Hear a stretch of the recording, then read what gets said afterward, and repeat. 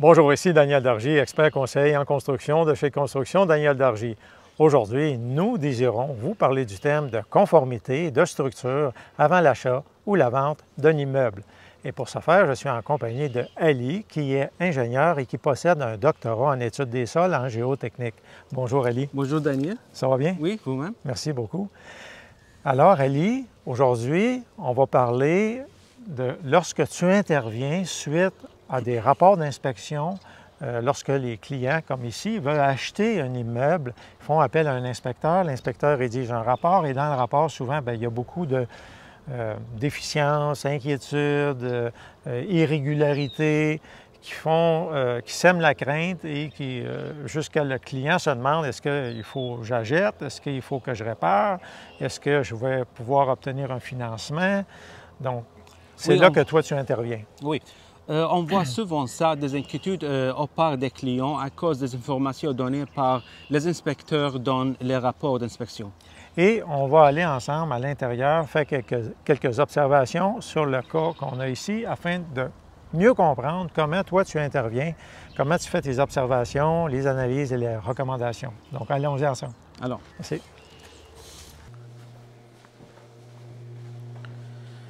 Donc, on voit ici la fissure sur la dalle de cuisine qui va juste au bout d'ici. Il n'y a pas de fissure sur la mur ici, il n'y a pas de fissure sur les autres murs. Et il y a une fissure sur le plafond qui est rectiligne ici. Tout au bout. OK. Et on voit qu'il y a un îlot qui est très lourd ici. C'est un îlot de béton qui est très massif et aussi une table de cuisine qui est très massive, qui est assez massive. Donc, les fissures, il y a une fissure ici et une autre fissure là-bas. C'est l'autre fissure. Les deux fissures sont au bout, à proximité de la table de la cuisine et de l'îlot. Maintenant, on va voir l'épaisseur de la dalle de la béton de cuisine. Maintenant, on voit l'épaisseur de la dalle de plancher de la cuisine. L'épaisseur est environ 2,5 pouces. Et maintenant, on va voir si la dalle de plancher de la cuisine est un membre structurel. Maintenant, on allait voir si la dalle de béton est un membre structurel. Suivez-moi.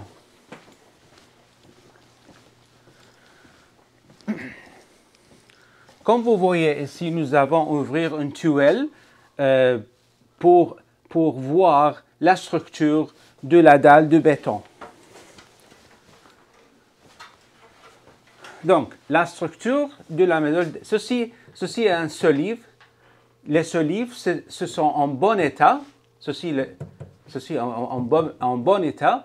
Donc, la dalle de la cuisine reste sur les solives. Les solives, ce sont les membres structurels. Mais la dalle de béton n'est pas un membre structurel. Elle juste reste sur les solives de bois. Et les solives, ce sont en bon état. Maintenant, on va aller voir la fissure de la fondation.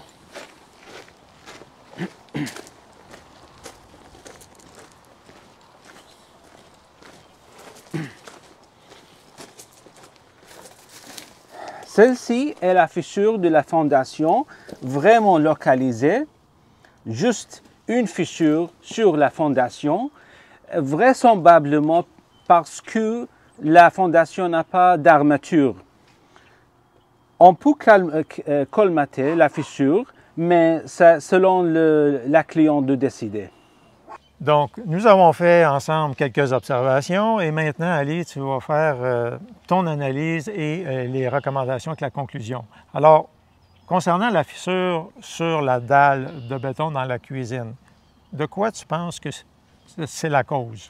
La cause des fissures de la dalle de béton vraisemblablement est causée par un îlot qui est très lourd, qui reste sur la dalle de la dalle de béton de la cuisine et une table de cuisine qui reste là aussi. Les deux sont très lourds. OK. Et il y avait dans le rapport d'inspection des inquiétudes à savoir est-ce que la fissure sur le plancher est en relation avec la fissure au plafond? Est-ce qu'il y a des problèmes de structure?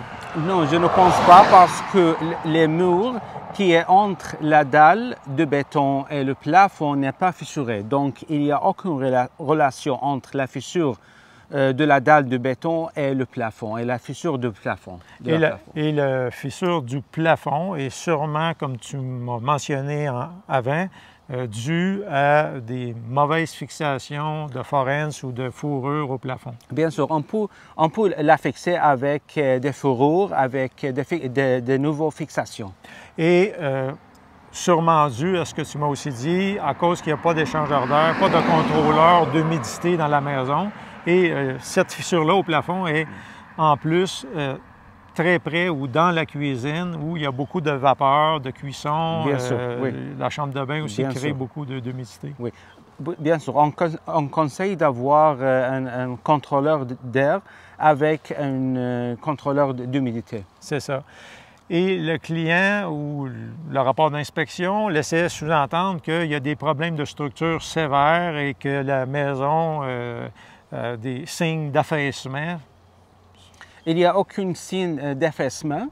La dalle de béton de cuisine n'est pas un membre structurel, donc ce n'est pas un problème structurel. Parce que la dalle repose, c'est une couche d'à peu près 2 pouces et demi sur une structure qui est de bois. Oui, la structure de bois est le membre structurel de la maison. Et elle est en bon état, il n'y a pas de problème. Elle est en bon état, selon moi, oui. Mais il faut dire aussi que le client nous a mentionné que la maison a été construite par un autoconstructeur qui n'est pas entrepreneur. Oui, c'est une autre chose.